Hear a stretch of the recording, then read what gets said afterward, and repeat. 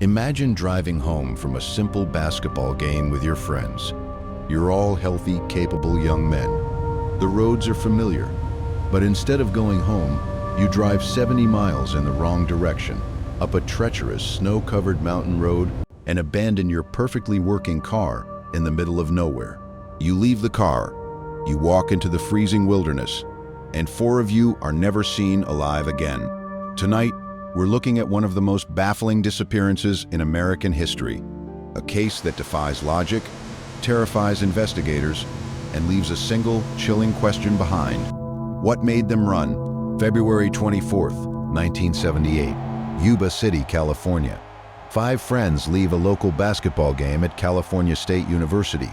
They are cheering on their favorite team, the UC Davis Aggies. These weren't reckless teenagers.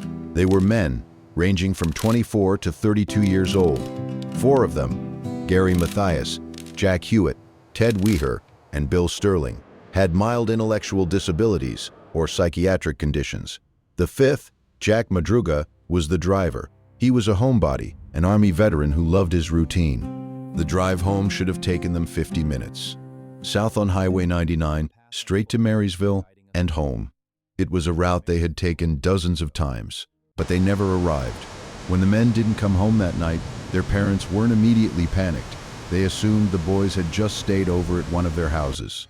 It wasn't until the next morning, when nobody could reach them, that the panic set in.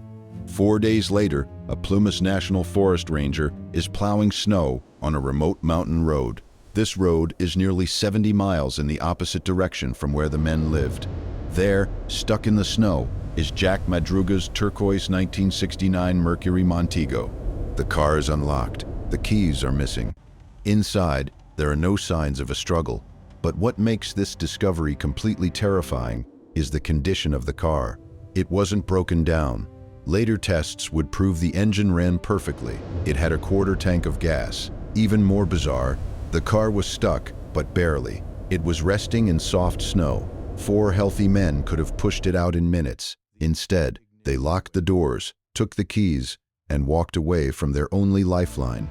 They walked into the freezing dark wilderness of the Sierra Nevada mountains. Why? When police investigate, they find a trail, and it only deepens the mystery. Based on footprints in the snow, the men didn't stick together. Some walked down the road, others walked along the guardrail.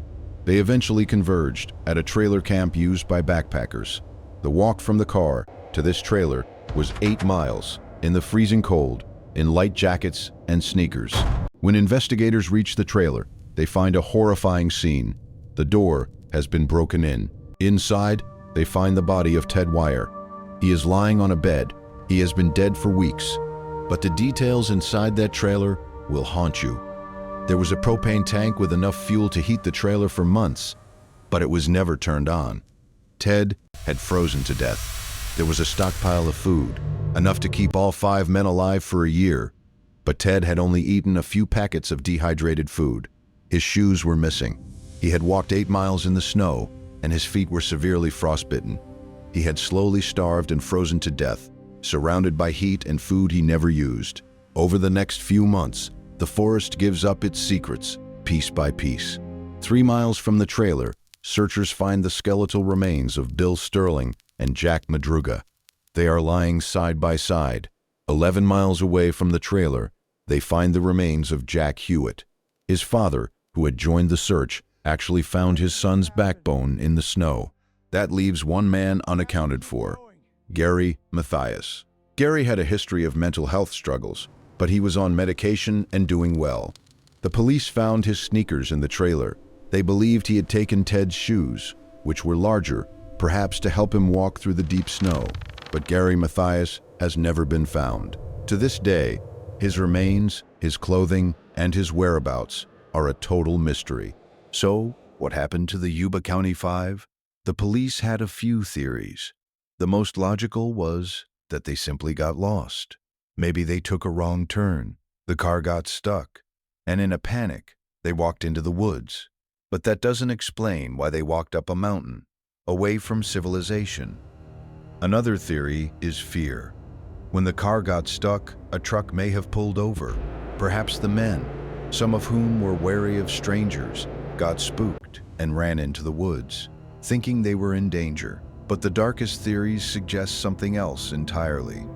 Some believe they saw something on that mountain road they weren't supposed to see, something that forced them to abandon their car and run for their lives into the freezing dark. Whatever the truth is, 5 families were left without answers. 5 young men drove into the night, and the mountain swallowed them whole. If you enjoyed tonight's story, make sure to hit the like button, subscribe, and turn on notifications so you don't miss our next deep dive into the unknown. I'll see you in the dark.